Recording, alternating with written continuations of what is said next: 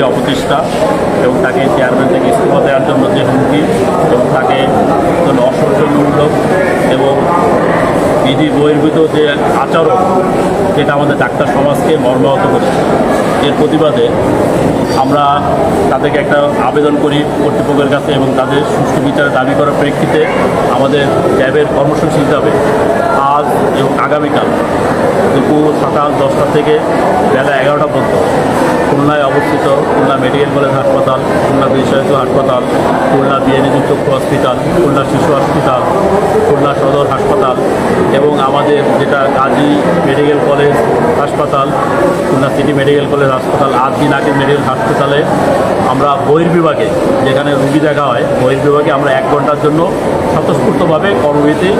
পালন করার জন্য ঘোষণা প্রদান করি এবং আমরা এখানে এসে কর্মবিরতি করার পরে সেই জন্য চেষ্টা করি। এখানে সমস্ত ডাক্তারের সাথে আমরা কথা বলি, তারা স্বতঃস্ফূর্তভাবে এবং সক্রিয়ভাবে আমার সাথে অংশগ্রহণ পালন করে। কারণ হলো আমরা ডাক্তার সমাজ শুধুমাত্র খুলনার বিএনএসি ঘটনা না, আমরা মেডিকেল কলেজ এবং খুলনা অন্যান্য প্রতিষ্ঠান এবং সারা বাংলাদেশেই আপনারা জানেন এবং অবগত আছেন আমরা ডাক্তাররা বিভিন্নভাবে নিগ্রহের এবং নির্যাতনের শিকার হই। আমরা যদি আজকে প্রতিবাদ না করি তাহলে আস্তে আস্তে আমাদের যে ডাক্তার সমাজ আছে এটা আমাদের সম্মান ভূমিষ্ঠিত, আমাদের অধিকার প্রতিষ্ঠিত হবে না। আজকে আমাদের প্রতিবাদ করতে হবে। আমাদের আজকের আয়োজনটা প্রতিবাদ হিসাবে এটা আজকে এবং আগামীকাল 2 দিন জন্য চলবে, যাতে যারা দুষ্কৃত আছে, যারা মব সৃষ্টি করে ডাক্তার রফিকুল হক বাবলুকের অপসারণ এবং তাকে অবাঞ্ছিত এবং তাকে অপমানিত করেছে, তাদের যদি একটা সুষ্ঠু বিচার হয় তাহলে আমরা এই কর্মসূচির ব্যাপারে আমরা আবার শুক্রবারে বসে শনিবারের থেকে আমরা কী কর্মসূচি ধারণা করব সেটা সম্পর্কে আমরা জানাবো। আপনার প্রেস মিডিয়া আছে, দীর্ঘ সাংবাদিক আছে, আমরা চাই যে ডাক্তার সমাজের যে অপমান এটা আপনারা প্রচার করেন এবং আমরা এর একটা সুষ্ঠু বিচারের দাবি করি। আমরা আপনাদের সবাইকে সময় দেওয়ার জন্য সবাইকে ধন্যবাদ।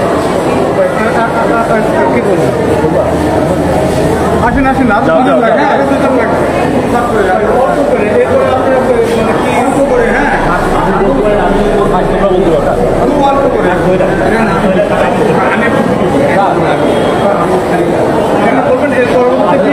নেবেন কি আন্দোলনের সিদ্ধান্ত হবে? আসসালামু আলাইকুম, আমি খুলনা মেডিকেল কলেজ থেকে বলতেছি। আমাদের প্রিয় মুরব্বী এবং অভিভাবক ডক্টর রফিকুল হক বাবলু স্যারের সাথে যে অসামঞ্জস্য ব্যবহার এবং তাকে নিয়ে যে ঘটনাটা হয়েছে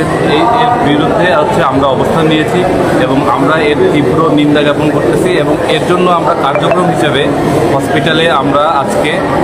1 ঘন্টা 10টা থেকে 11টা পর্যন্ত আমরা বহির্বিভাগের সেবাটা আপাতত একটু স্থগিত রাখা হয়েছে, কিন্তু অন্য যে কার্যক্রম ইমার্জেন্সি যাতে হসপিটালের মুমূর্ষু রোগী যারা আছে